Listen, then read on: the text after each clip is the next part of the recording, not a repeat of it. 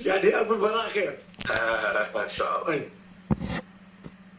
القاعدة 19 المحافظة. هذه قاعدة مهمة جدا، لأن هذه القاعدة لو لم نتحلى فيها لفتحنا أبواب جهنم على أنفسنا، ألا وهي المحافظة على أسرار المرضى. ما يجوز لك ولا بأي حال من الأحوال. المرضى بيجوك عندهم أسرار كثيرة، يقول لك والله حصل معي كذا مع الناس كذا أقربائي. حافظ على هذه الأسرار، لأنه قد يكون في إفشاء أي سر من هذه الأسرار مصيبة كبيرة جدا. إنه يجي يقول لك المريض يا أخي أنت رحت قلت للناس إنه أنا كذا وكذا وكذا. ولذلك والله يا إخوة، الناس اللي بقرأ عليها زوجتي اللي هي زوجتي ما تعلم عن أحوال هؤلاء. حافظ على أسرار المرضى، وبخاصة أن الرسول صلى الله عليه وسلم يقول استعينوا على إنجاح حوائجكم بالسر والكتمان فإن كل ذي نعمة محسود. Kaidah yang ke-19 ini sangat penting, yaitu menjaga rahasia pasien, menjaga rahasia orang yang kita ruqyah ataupun orang yang kita terapi. Ya, jadi kita bisa mengetahui selama kita melakukan ruqyah ataupun selama dia berkonsultasi kepada kita, kita setidaknya akan tahu ya kelemahan-kelemahan pasien kita ataupun juga ya masalah aib pasien kita, kemudian juga mungkin borok-borok dalam rumah tangganya kita tahu gitu ya. Tapi kita tetap menjaganya, rahasia itu jangan kita kemudian menyebarluaskan ya. Jadi privasi seorang yang kita ruqyah, yang kita terapi tetap kita jaga. Karena bisa jadi ketika kita menyebarkannya itu akan mendatangkan fitnah yang lebih besar ataupun kerusakan yang lebih besar, dan bisa mendatangkan tuntutan-tuntutan secara hukum karena telah menyebarkan aib seseorang ataupun pencemaran nama baik. Maka jangan sampai kita berhadapan dengan masalah hukum duniawi ataupun hukum ukhrawi. Karena kebaikan yang kita lakukan itu kalau kita melakukan pencemaran nama baik, mencaci ataupun menyebarkan aib seseorang, bisa jadi kebaikan itu nanti akan diambil untuk orang itu di hari kiamat nanti. Wal'iyadzubillah. Baik. القاعدة 20 التأني في إصدار الحكم على الحالة المرضية. بالأمس أيها الأحبة ذكرت لكم أن المعالج لابد أن يقوم بدراسة الحالة المرضية دراسة علمية شرعية موضوعية متأنية. الذي يعيد لي كلامي أمس بخصوص هذه المسألة له هدية من الأستاذ نور الدين الموسوعة الشرعية. أول شخص يرفع يده نجعله يتكلم. شيخ سؤال. نعم. قلنا بخصوص القاعدة 20 ألا وهي دراسة الحالة، دراسة علمية شرعية موضوعية متأنية. بالأمس قلت كيف المعالج يقوم بمثل هذه الدراسة، وبينا 5 مسائل 5 نقاط. قلنا إنه إذا توفرت هذه الشروط وهذه الأمور بإذن الله عز وجل يستطيع المعالج أن يكون قريب جدا من مسألة التشخيص. من يستطيع أن يعيد لي هذه ال5 أمور؟ Ya, kemarin sudah dibahas ya bagaimana seseorang mu'alij itu melakukan kajian terhadap pasien yang dia tangani ya. Maka ada langkah-langkah yang harus dia tempuh. Nah, apa langkah-langkah itu? Silakan, ada yang bisa jawab. السؤال هنا وكذلك عن طريق الزوم إذا كان في إخوة وأخوات عنده الإجابة فيستطيع. تفضل أخي، تفضل.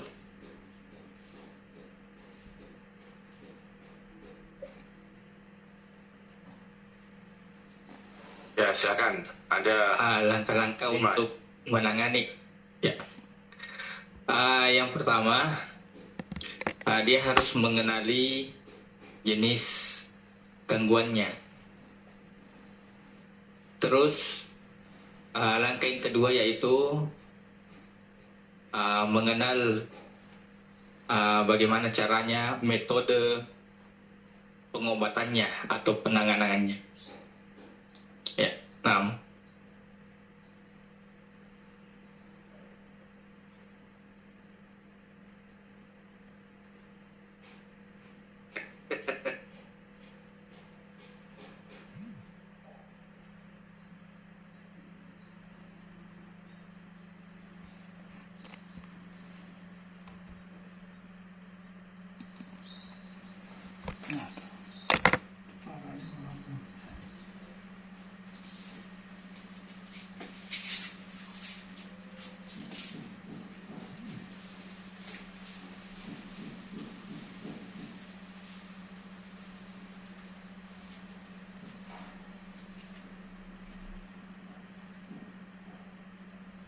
ya.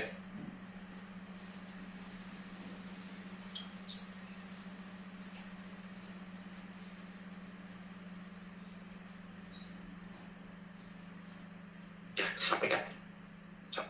Silakan. Ya, antum sampaikan. Ya, sampaikan. Baik teman-teman semuanya. Nah, acara ini, materi ini insya Allah akan berlangsung sampai jam 11 ya. Sampai jam 11 nanti ada closing, terus juga nanti ada penutupan, penutupan ya. Penutupan terkait dengan agenda daurah ini, Jadi para tamu undangan dan dari juga jamaah umum nanti setelah penutupan bisa langsung pulang ke tempatnya masing-masing, terkecuali nanti bagi para trainer rehab hati dan yang lain juga sudah pada berdatangan. Nanti kan kita akan lanjut dengan TFT dan dimohon kepada para trainer untuk pendataan ulang nanti ba'da zuhur setelah penutupan dan pengumuman lain sebagainya. Nanti harus ada registrasi ulang, itu kan registrasi ulang di meja kepanitiaan, gitu ya, di meja kepanitiaan. Walaupun kemarin udah, karena kalau kemarin itu kan agendanya agenda daurah, sementara untuk TFT belum. Terus juga nanti insya Allah diusahakan setelah acara ini selesai nanti kita pengambilan dokumentasi bareng Syekh. Nah itu nanti biar tidak bergerombol, nanti kita akan diatur. Itu akan diatur. Biar nanti siapa dulu yang maju, tetap saya nanti akan standby di sini, kita yang maju sesuai dengan panggilan gitu. Biar nggak bergerombol di sini di depan, gitu kan, tidak nyaman dilihatnya gitu ya. Bisa dipahami ya? Oke, nah, seperti Sana. Ya, silakan dilanjutkan. itu betul. Lagi. Karena nanti saya belum terima. Sekali cek.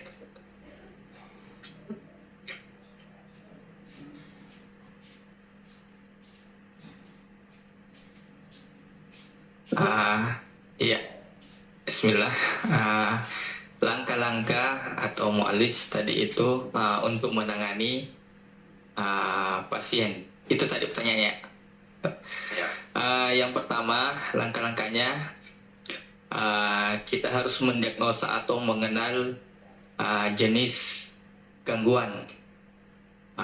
Yang pertama, setelah kita mengenal jenis gangguan, kemudian langkah kedua baru kita menerapkan metode pengobatannya, baik itu dibacakan Al-Quran atau memberikan herbal ramuan. Syukran.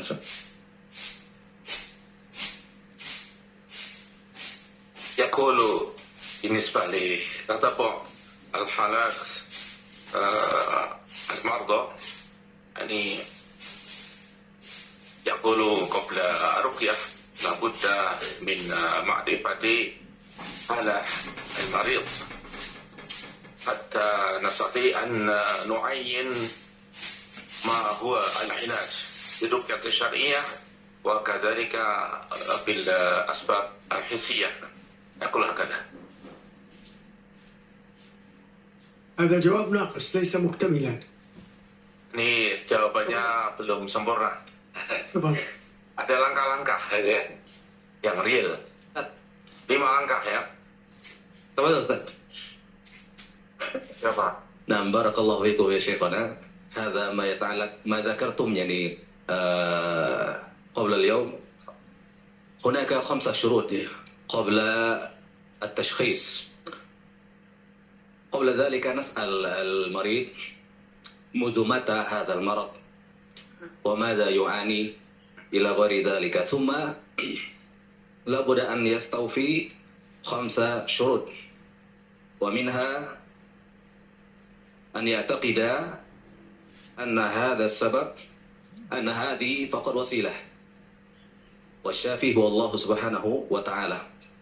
والثاني أن لا يتضمن الشرك والكفر بالله سبحانه وتعالى في هذه الوسيلة.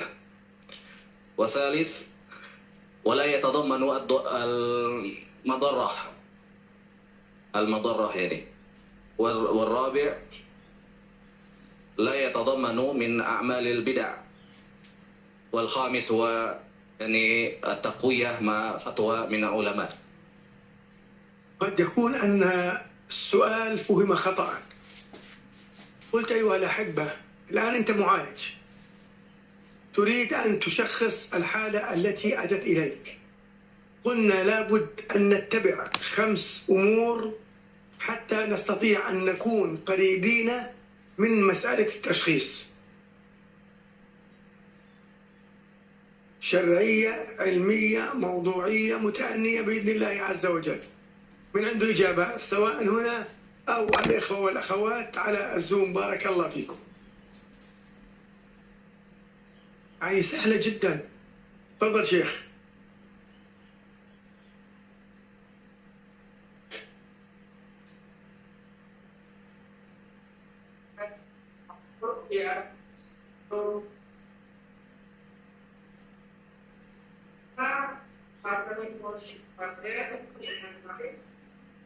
dan segalanya. Yang kedua, memantau ya. Nah. Nah. Tiga, memantau pasien terserah atau menjalani pengobatan. Nah. Dan menanyakan gejala fisik apa yang dirasakannya, dan yang kelima menanyakan tentang hal-hal apa yang dialami tentang mimpi atau melihat hal-hal lain dan dia. Baik, 100% ajar.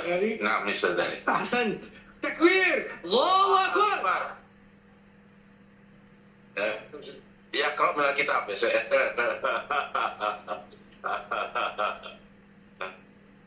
Masya Allah. Masya Allah.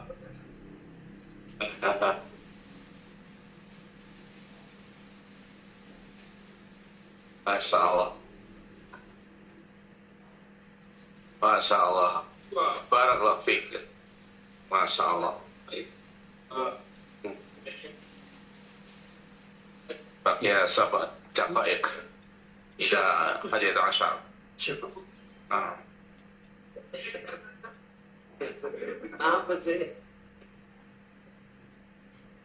القاعدة 21 ألا وهي تحري طرق الإثبات الشرعية للأمراض الروحية وبخاصة السحر والعين.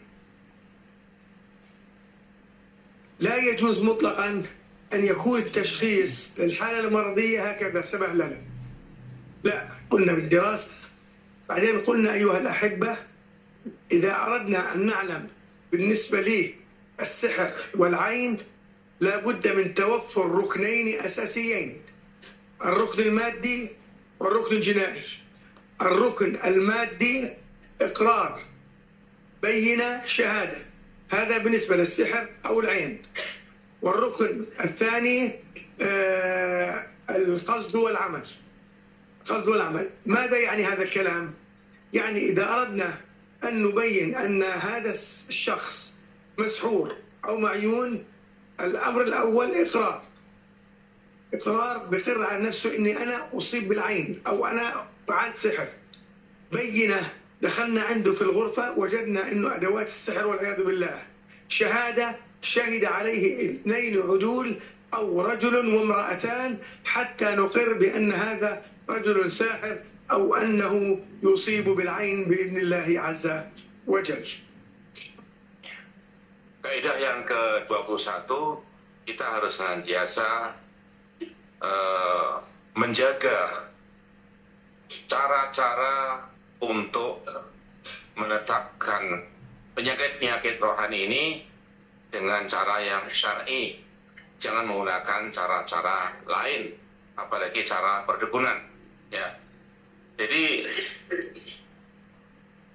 yang kita tetapkan ini berdasarkan syar'i, bukan berdasarkan informasi dari jin ataupun dari dukun, apalagi. Ya. Karena ini penting sekali. Ketika kita tetap berpegang kepada metode-metode yang syar'i, maka tentu saja kita lebih aman, ya, dan memberikan ya jaminan kenyamanan bagi pasien yang kita ruqyah, karena kita menyampaikan apa adanya sesuai dengan apa yang kita ketahui, ya. Jadi tidak mengada-ada. Kalau menggunakan cara yang tidak syar'i, maka ini membahayakan bagi diri kita dan juga membahayakan bagi pasien yang kita ruqyah. Maka harus berhati-hati, tetap kita menggunakan ya cara-cara yang syar'i untuk mendiagnosa ataupun menetapkan ini gangguan rohani yang seperti apa jenisnya. Apakah karena ain, apakah karena hasad, apakah karena sihir, ataukah sarak, maka ini dengan penuh kehati-hatian. Barakallahu fikum. القاعدة 22 عدم التأثر بآراء الآخرين. إيش هذا الكلام يعني؟ يعني أنا معالج، جاءني شخص امرأة أو رجل، قلت له شو مشكلتك؟ قال لي والله أنا رحت عند الأستاذ أحمد الجنيدي قال أنت تعاني من السحر. هل يجوز بناء على آراء الآخرين أن أشخص الحالة؟ لا. قلنا التشخيص بالنسبة لك كما سألنا الأخ وكما جاوب أنه لابد من دراسة الحالة، دراسة علمية شرعية موضوعية متأنية حتى نقرر أن الحالة تعاني من سحر أو من صلع أو من حسد أو من عين. أما أني أتأثر بقول أبو البراء الجنيدي، الأستاذ نور الدين، الأستاذ فضلان، فهذا خطأ بين. أنت لك بنفسك، لا تشخص بناء على تشخيص الآخرين. ادرس الحالة حتى تعلم السبب الذي تعاني منه هذه الحالة، والله أعلم. Kaidah yang ke-22, janganlah kita terpengaruh oleh ucapan orang lain. Diagnosa kita terhadap satu pasien itu berdasarkan apa yang kita ketahui. Jangan terpengaruh oleh informasi dari luar. Karena bisa jadi pasien yang datang mengatakan ini Pak Ustadz karena terkena sihir. Kita jangan mengikuti diagnosa orang lain. Ya, bisa jadi itu adalah omongan dari orang yang tidak tahu masalah sihir, ya, apalagi dari informasi yang tidak jelas. Maka beliau sampai mengatakan ini kok berdasarkan informasi dari Ustadz Junaidi ini karena sihir, dari Ustadz Fadlan karena ini dan sebagainya. Jangan terpengaruh oleh ucapan orang lain, ya. Tetapi kita melakukan diagnosa sesuai dengan apa yang kita ketahui. Kita gali informasinya yang lebih detail, karena bisa jadi ucapan orang lain itu tidak tepat. Karena ketika kita diagnosa, kondisinya sudah berbeda dengan sebelumnya.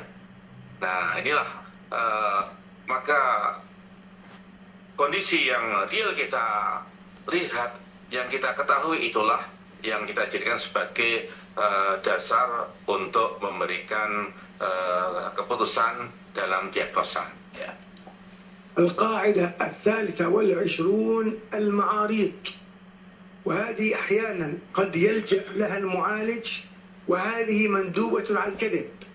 كذب لا يجوز مطلقا، إنما هذه مندوبة عن كذب. وأبين لكم هذا. الرسول صلى الله عليه وسلم ذاته في الهجرة كان أبو بكر ورسول الله صلى الله عليه وسلم كان نصفه. فأبو بكر رجل كبير معروف، وأما رسول صلى الله عليه وسلم كان شابا لا يعرف. فيأتي رجل يقول له: من هذا الذي معك يا أبا بكر؟ قال: هذا رجل يهديني إلى السبيل. الرجل يعتقد أنه يهديني إلى السبيل، إلى الطريق، وإنما كان قصد أبي بكر بأنه يهديه إلى طريق الحق وإلى الطريق المستقيم. لذلك الإمام المروزي كان ذات يوم عند الإمام أحمد، فجاء طرق على الإمام أحمد، قال: هل المروزي عندكم؟ فماذا قال الإمام أحمد؟ قال: لا، ويقصد أنه يعني مش في يدي. وهكذا هذه مندوبة على الكذب، ولكن لا يجوز للمعالج أن يغالي في هذه المسألة خوفا من الوقوع بالكذب بعد ذلك. ننتبه، بارك الله فيك. Yang ke-23 yaitu faedah yang penting atau istimewa, yaitu al-ma'arid. Kita menggunakan berdiplomasi di dalam memberikan jawaban-jawaban, ya. Nah, sebagaimana ini tujuannya adalah untuk menenangkan pasien ataupun keluarganya, ini ya, dengan kita berdiplomasi. Kalimat-kalimat ini bukan kebohongan, tetapi ini adalah suatu kenyataan yang bisa kita rekayasa dengan kalimat yang apa yang kita sampaikan itu dipahami sesuatu yang lain oleh pasien.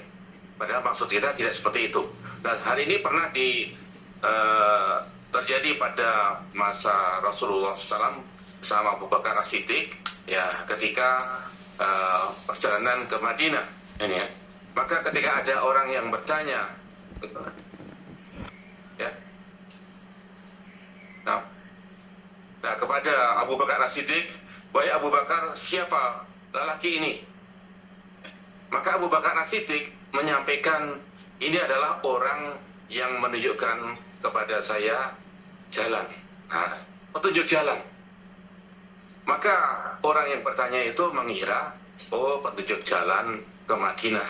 Nah, padahal Abu Bakar As-Siddiq menginginkan petunjuk jalannya ini adalah jalan menuju surga, jalan Allah, begitu ya. Jadi Nabi ini adalah petunjuk jalan saya.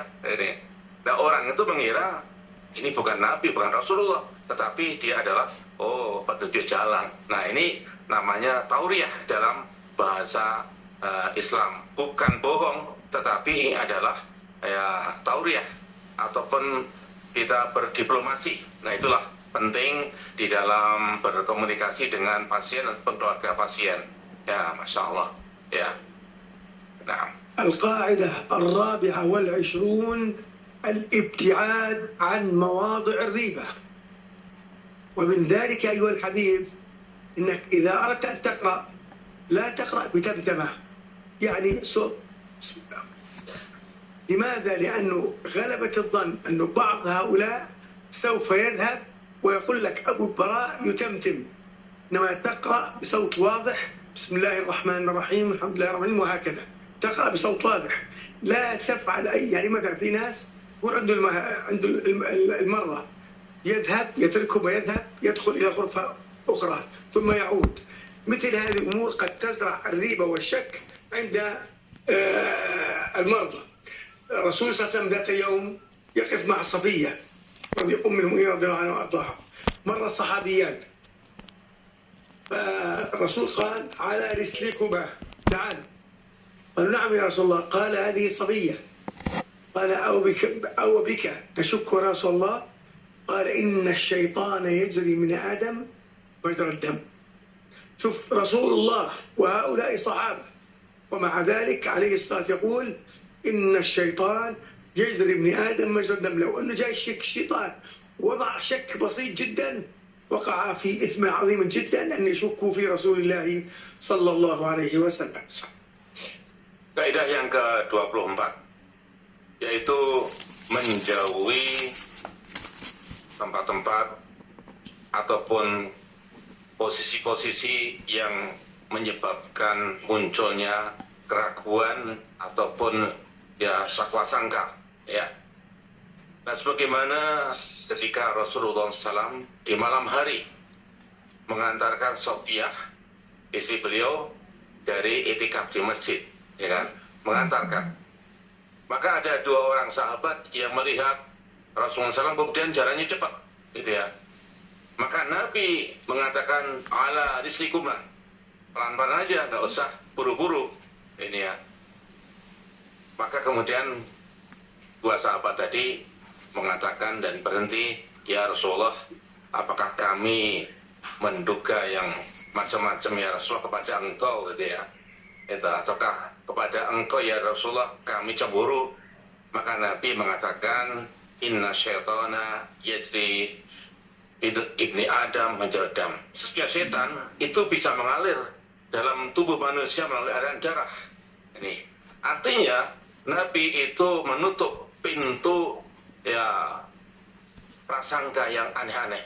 Nah, ini Nabi mengatakan ini adalah Sofiah, istri saya. Nah, ini untuk menghapuskan dugaan. Ini ya. Maka kita disinilah selalu menjauhi posisi-posisi yang bisa menyebabkan orang berprasangka buruk kepada kita. Nah, ini. Nah, sebagaimana ketika kita ini ziyadah mini ya, saya misalnya membawa istri saya, istri saya orang pada nggak kenal itu ya, itu kok saya gandeng itu, wah orang taunya kalau istri Ustadz tuh sudah usianya ya seusia Ustadz, ya kok ini muda banget itu ya. Ini maka saya sampaikan ini adalah istri saya, ini untuk menghapuskan prasangka yang buruk. Nah, ini ya seperti itulah menyampaikan informasi yang benar supaya tidak muncul prasangka yang aneh-aneh terhadap diri kita. Nah, inilah penting ya. Termasuk juga kita menggunakan sarana-sarana ruqyah itu kita jelaskan dengan sejelas-jelasnya sehingga tidak ada yang kita rahasiakan. Membaca doa-doa jangan bisik-bisik, nanti ya dikira mantra-mantra ya. Maka inilah penting itu ya. Adanya al-ibti'ad an mawadi'il ribah wa an mawadi'il fitan. Ini penting sekali menjauhi ya sarana-sarana yang meragukan ataupun memunculkan prasangka-prasangka, termasuk sikap, posisi, kondisi yang menyebabkan orang berprasangka buruk, kita tutup, kita selesaikan sehingga clear masalahnya. Wallahu a'lam. القاعدة الخامسة والعشرون عدم المغالاة في استخدام الأمور المباحة. لا بد أن نعلم يقينا أن سلاحنا في الحرب مع الجن والشياطين وعلاج الصرع والسحر والعين والحسد هو كتاب الله وسنة رسوله صلى الله عليه وسلم. قلنا لا بأس استخدام بعض الأمور الحسية، لا بأس بذلك. أما أن نجعل جل همنا في استخدام أعشاب وما أعشاب وإلى آخره فلا يجوز المغالاة. لا نغالي في استخدام مثل الأمور، وإنما نعتمد على الله ونتوكل على الله ونركز على الرقية الشرعية بالكتاب والسنة.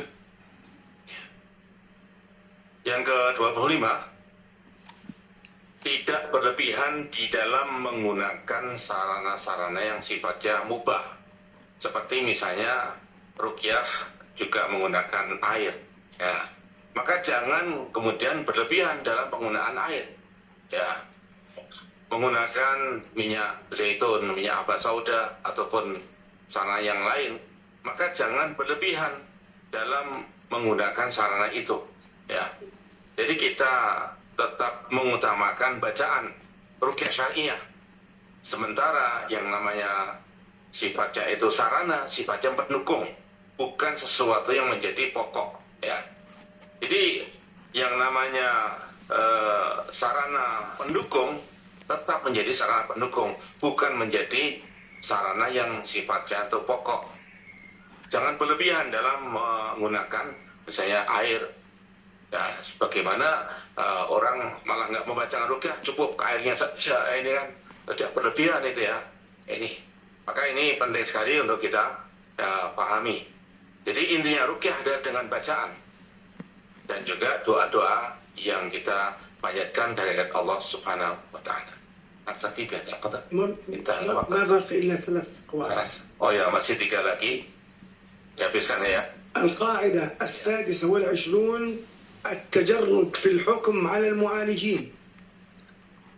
لابد أن تكون مؤتمنا إذا سئلت عن أحد من المعالجين الآخرين أن تكون تحكم عليه بما يرضي الله ورسوله صلى الله عليه وسلم.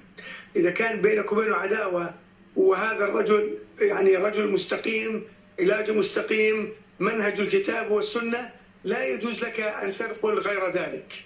إنما تتجرد في الحكم على المعالج أو المعالجين بما هم عليه. إن كان طيب، رجل خير، رجل في خير، يعالج بالقرآن والسنة، فعند ذلك طيب تتكلم هذا الأمر. أما غير ذلك فعند تقص، عند ذلك لو نقلت غير هذا فسوف تقع في إثم عظيم والله أعلم. Ya, yang ke-26 at-tajarrud fil hukmi 'ala al-mu'alijin. Kita harus membebaskan diri dari segala prasangka dalam menetapkan ataupun dalam menyebutkan terapis-terapis yang lain. Ya, ketika kita tahu saudara kita ini mu'alij syar'i, maka kita sampaikan dia mu'alij syar'i. Itu jangan dikasih embel-embel yang lain. Ya, tapi misalnya ini yang melemahkan rukyah syariah, melemahkan saudara kita, melemahkan ya komunitas rukyah syariah ini. Maka sesama mu'alij syar'i ini adalah saling menguatkan, jangan saling melemahkan. Ini karena ketika kita menyampaikan penguatan kepada saudara kita, berarti kita juga ikut mensyiarkan rukyah syariah. Ini ya. Jadi si fulan gimana Pak Ustadz? Oh, dia rukyah syariah. Insya Allah baik. Ini ya. Masya Allah. Oh, itu tetangga saya Pak. Ya udah, rukyah di sana aja, nggak apa-apa. Itu ya. Masya Allah baik. Itu ya. Ya salam dari saya untuknya itu. Ini bagian dari tajarrud, membebaskan diri ya dari kepentingan-kepentingan pribadi di dalam menyampaikan ya penilaian kepada saudara-saudara kita sesama mu'alij. Nah. القاعدة 27 زرع الثقة في نفسية المرضى، وهذه سبق وأن ذكرناها. يعني إذا جاك مريض، وهذه عندك وعند الدكتور حتى، إذا جاك مريض لا بأس عليك، طهور إن شاء الله، خير وعافية بإذن الله، إن شاء الله هذا لك في أجر عظيم عند الله عز وجل. وكما قال رسول الله صلى الله عليه وسلم في حديث أم العلاء، يقول صلى الله عليه وسلم: أبشري يا أم العلاء، فإن المرض يذهب بالذنوب كما تذهب النار بكير الذهب والفضة. تقول له كلمات طيبة تزرع الثقة وتزرع الاعتقاد وتزرع أن الشفاء قادم لا محالة بإذن الله عز وجل. Yang ke-27 adalah menanamkan kepercayaan dalam diri pasien yang kita rukyah. Jadi sikoh kepada Allah Azza wa Jalla. Nah, sebagaimana ketika baginda Rasulullah SAW menyampaikan kepada Ummul Ala, ya, maka disinilah beliau menjelaskan bahwa penyakit itu menggugurkan dosa-dosa, membersihkan dosa-dosa, sebagaimana ya api itu menggugurkan kotoran-kotoran dari logam emas ataupun perak. Ya, Masya Allah. Nah, sebagaimana Nabi ketika menghadapi orang yang sakit, maka dia mengatakan la ba'sa tahurun insya Allah. Tidak ada penyakit suci insya Allah. Nah, ini merupakan motivasi dari baginda Rasulullah SAW kepada orang yang sakit. La ba'sa, tidak ada penyakit, gak apa-apa. La ba'sa itu ya. Tahurun, penyakit ini mensucikan dosa-dosa kita insya Allah. Nah, ini menanamkan kesikohan di dalam ya jiwa ataupun psikologi pasien yang kita rukyah. Baik. القاعدة 28 باقي لنا قاعدتين ونكون انتهينا، ألا وهي قوة الإيمان والاعتدال في دفع عداوة الجن والشياطين بما أمر الله به ورسوله. إنه في ناس، وقلنا سابقا قلنا أفضل أسلوب للتعامل مع الجن والشياطين سواء كانوا عصاة أو كفرة والدعوة إلى الله عز وجل. وأذكر هنا قصة صحابي جليل كان حديث عهد بعرس، كان متزوج، طلب من الرسول أن يذهب إلى منزله، كان متزوج جديد فذهب، فعندما رأى امرأته عند الباب استل الرمح، أراد أن يقتلها. انظر للصحابة، شوف اليوم الآن البلاوة اللي عندنا في بلادنا الإسلامية. فقالت على رسلك يا رجل، انتظر، انظر من في البيت. فدخل البيت وإذا به يرى ثعبان عظيم على السرير. تقول المرأة: وما أدري أيهما مات أولا، تعارك اثنين ماتوا. فأخبر عليه الصلاة والسلام فقال: إن في المدينة جنا مسلمين. يعني قال أو شيء استغفروا لأخيكم إنه قد مات، وقال إن هناك جن مسلمين، فإن رأيتم من ذلك، يعني رأيتم حيات، فحرجوا عليها 3. ولذلك أيها الأحبة وأيها الإخوة الأفاضل، هذه ننقلها لغيرنا، قلها يعني إذا واحد شاف حية في بيته تمام، يحرج عليها بالله، يقول: أحرج عليك بالله أن تخرجي ولا تؤذينا. تقول ذلك 3. طبعا هي مفروض 3 أيام. سألت الشيخ بن جبريل رحمة الله عليه، قلت له: يا شيخ، لو أحد عنده حية في البيت يريد أن ينتظر 3 أيام، قال: لو حرجت 3 فإن خرجت وإلا فاقتلها فإنها ظالمة. وكذلك هناك أثر لإمام أحمد رحمه الله تعالى التحريج على النمل. عادة أيها الأحبة هذه أيضا فائدة لكم، نمل، صراصير، دود، سواء في الحلم أو في المنام أو حقيقة قد يكون، والله تعالى أعلم، هذه بوادر سحر، دود، نمل، صراصير، ولكن لا نحكم على الحالة إلا بعد الدراسة، ثم نعلم خلال الرؤى أن هناك صراصير أو دود حتى نحكم بأن هذا من السحر، والله أعلم. Yang ke-28 yaitu kekuatan iman dan bersikap adil ataupun pertengahan kita di dalam melawan permusuhan terhadap jin dan setan dengan apa yang Allah perintahkan dan Rasulullah perintahkan. Dan sinilah bersikap adil, ya. Dengan kekuatan iman kita melawan setan dan permusuhan jin terhadap pasien, ya, secara proporsional. Ini. Nah, pernah terjadi pada masa Rasulullah SAW, salah seorang sahabat minta izin, dia diizinkan oleh Rasulullah untuk pulang karena seorang yang baru saja menikah, pengantin baru, ya. Kemudian pulang, dia mau pulang aja, tapi Nabi memerintahkan bawa senjatamu. Ya, oh ya, ini saat perang, bawa senjata.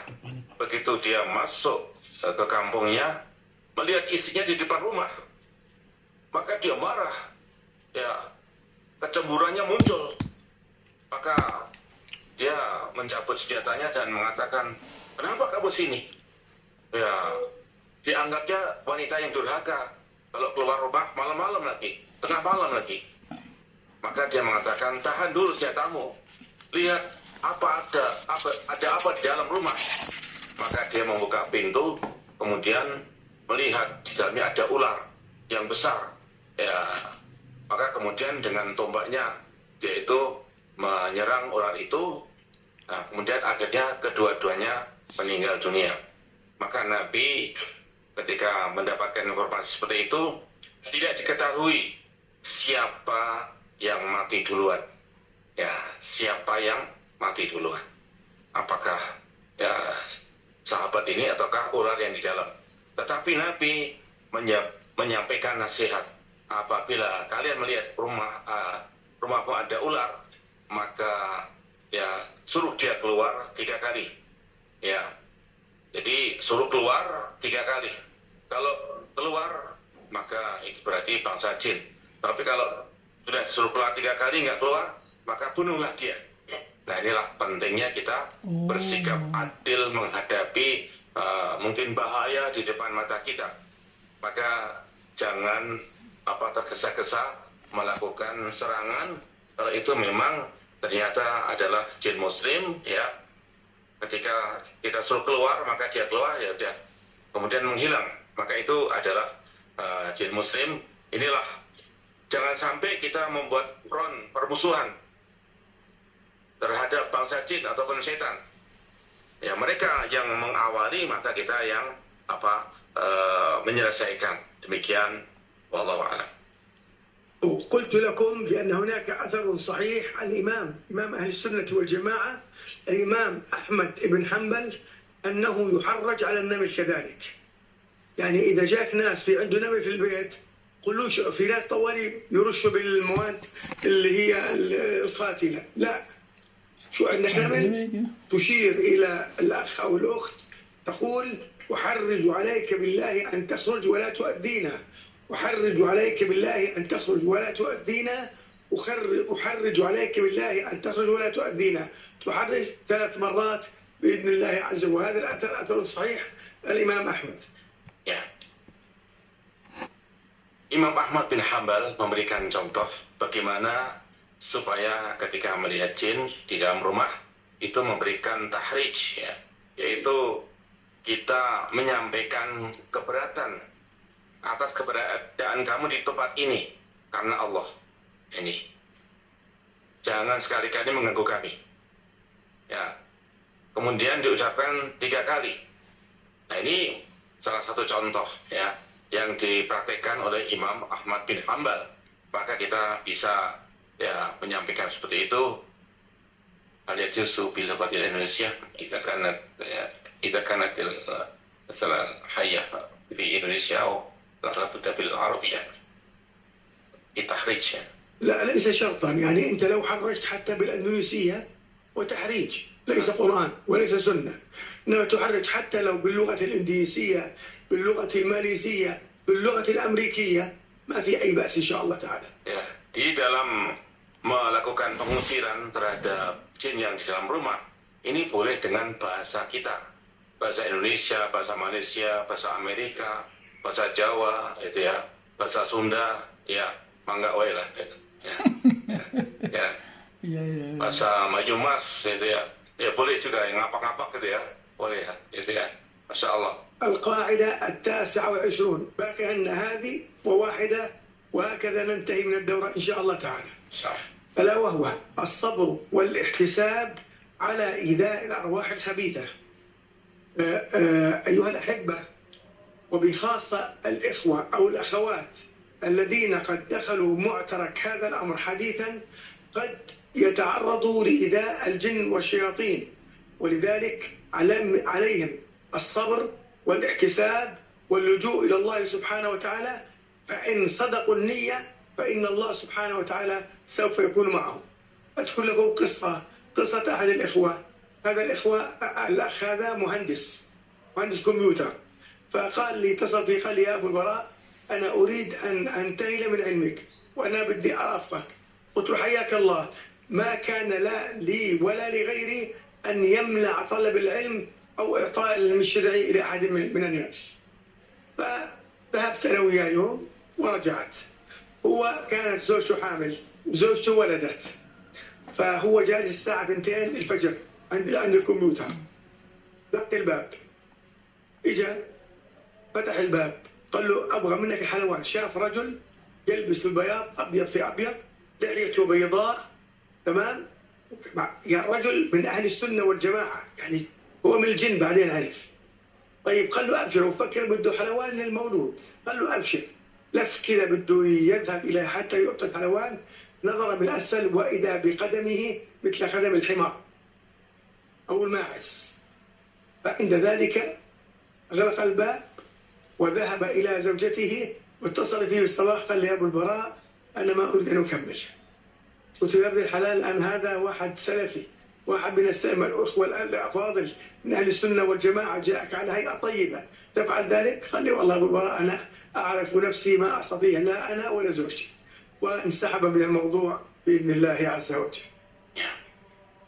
Yang ke-29 yaitu bersabar dan selalu memohon pahala dari Allah Azza wa Jalla ketika menghadapi gangguan-gangguan dari arwah yang kotor ataupun dari bangsa jin.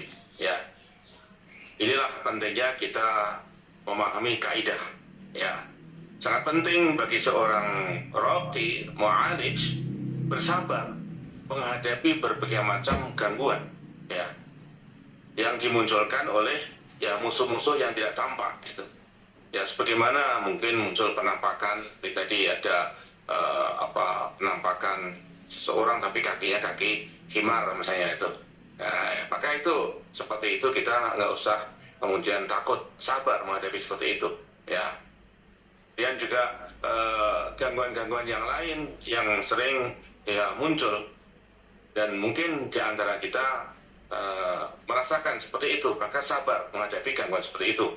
Karena kita sedang berjuang untuk membela saudara-saudara kita dan memohon pertolongan dari Allah Azza wa Jalla. Maka jangan berhenti untuk memohon pertolongan kepada Allah Subhanahu wa Ta'ala dalam menghadapi berbagai macam gangguan yang dimunculkan oleh arwah yang jahat ataupun arwah yang kotor. Wallahu a'lam. القاعدة الأخيرة أيها الأخوة ألا وهي قوة الشخصية وصلابة الجأس والقوة في التعامل مع الأرواح الخبيثة، وذلك يكون أولا تصرف المعالج بحكمة في كثير من المواقف التي قد تواجهه في حياته العملية والنظرية، وكذلك محافظة المعالج على اتزانه دون غضب الذي قد يؤدي إلى عواقب وخيمة. يعني لا يجوز للمعالج أن يغضب إلا لله سبحانه وتعالى. وكذلك دراسة الحالة المرضية دراسة علمية موضوعية مستفيضة ليستطيع التعامل معها بناء على معطيات كل حالة من الحالات على حدة. رابعا الصبر والتأني في التعامل مع بعض الحالات التي تحتاج لفترة علاج طويلة من الزمن. والخامس الفراسة والذكاء في التعامل مع الأرواح الخبيثة لمعرفة صدق أو كذب ما يقول. والأمر الأخير استخدام الأسلوب الدعوي في الأمثل في الدعوة إلى الله عز وجل. Kaidah yang terakhir itu yang ke-30, seorang mu'alij harus memiliki kuwatus syakhsiyah, kepribadian yang kuat dan memiliki shalabatul ja'as, ketahanan di dalam melakukan perlawanan terhadap musuh, termasuk juga kekuatan di dalam bermuamalah dengan arwah yang khabisah, roh-roh yang kotor itu, yang jahat itu. Maka dalam hal ini dijelaskan yang pertama, seorang mu'alij itu bersikap dengan bijaksana dalam segala tingkah lakunya dalam menghadapi kehidupan secara amaliyah ataupun juga secara ilmiah ataupun nadhariyah. Kita bersikap bijaksana, Masya Allah. Yang kedua, seorang mu'alij selalu menjaga keseimbangan, Masya Allah, keseimbangan pribadinya. Jangan mudah terpancing emosi, jangan mudah marah, karena ketika terpancing emosi maka bisa menyebabkan akibat yang tidak terpuji ataupun yang fatal. Kemudian yang ketiga, selalu mempelajari kondisi orang yang sakit itu dengan pengkajian yang ilmiah, yang objektif, agar dia bisa bermuamalah ataupun berinteraksi dengan kondisi itu sebagaimana dia mendapatkan kesempatan untuk bisa melakukan penelitian itu, ya, dipelajari dan diteliti, ya. Kemudian yang keempat, sabar dan juga tidak tergesa-gesa di dalam bersikap ataupun menindaklanjuti pasien yang bermasalah di hadapannya, karena bisa jadi membutuhkan waktu yang panjang dalam terapi, maka dia harus sabar, ya. Kemudian yang kelima, al-farasah wa zaka, kita harus cerdas, ya, dan juga bisa memiliki menguatkan firasat kita di dalam ta'amul ataupun di dalam menghadapi arwah khabisah, ya, ruh-ruh yang kotor ini, untuk mengetahui apakah ini jujur ataukah ini dusta jinnya ini, apa yang diucapkan benar atau enggak, maka kita akan bisa menilai, ya, seperti misalnya ketika kita bacakan kemudian kesakitan, kemudian tiba-tiba dia minta, ya Ustaz, bimbinglah saya untuk masuk Islam.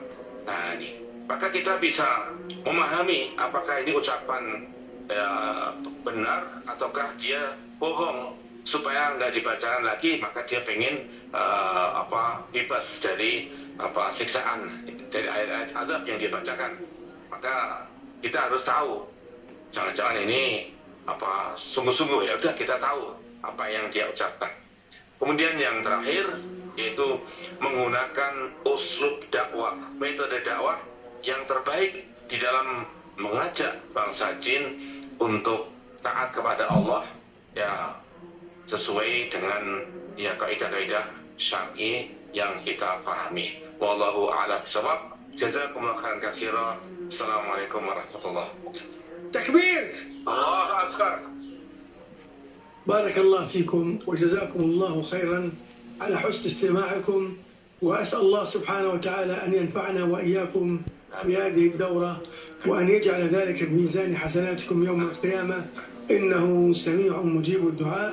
سبحانك اللهم وبحمدك، أشهد أن لا إله إلا أنت، أستغفرك وأتوب إليك.